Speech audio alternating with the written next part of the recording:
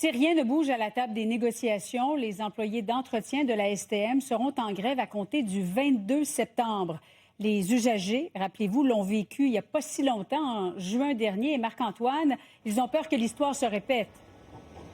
Voilà, puisque 6 journées de perturbations sont à venir, si bien sûr, comme vous l'avez mentionné, il n'y a pas une entente d'ici là. On vous a préparé un calendrier que vous allez voir apparaître à l'écran. Ce sont donc 6 journées, les lundis, mercredis et vendredis répartis sur 2 semaines à compter du 22 septembre. Bon, les services de métro et d'autobus vont continuer, mais uniquement aux heures de pointe, donc le matin, le soir, ainsi qu'en toute fin de soirée.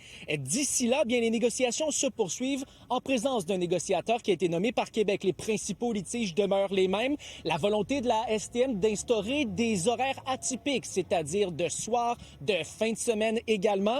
Et la question des salaires qui n'est toujours pas réglée. Je vous laisse entendre le président du syndicat.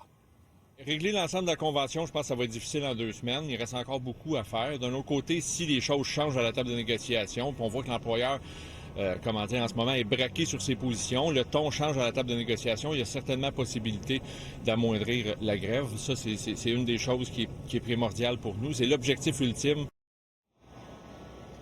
Bon, Julie, à la STM, on se prépare déjà en vue de cette possible perturbation. On veut éviter ce que plusieurs ont appelé bien une période de cafouillage l'été dernier lors de la première période de grève. Je vous laisse entendre quelques usagers avec qui je me suis entretenu un peu plus tôt.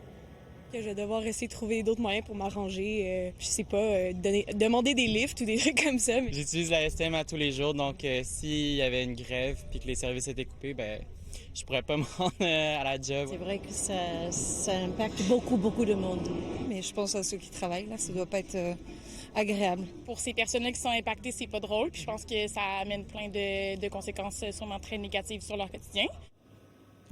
En terminant, Julie, des milliers de travailleurs de la STM sont représentés par 4 syndicats et en rappel un débrayage qui pourrait commencer à compter du 22 septembre prochain. Merci, Marc-Antoine.